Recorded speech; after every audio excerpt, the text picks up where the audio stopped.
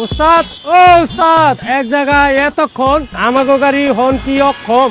আরে আমি হর্ন হারুন চালাই গাড়ি দারুন, শুনি কম বাজাই বেশি, হাতে আছে হর্ন, যানজটের জম। তাইলে দেরি কিসে, লাগান হন।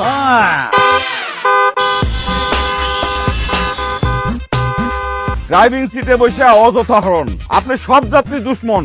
শুনি কম, একটু জোরে কন, জোরে কন। আপনি সব যাত্রীর দুশ্মন।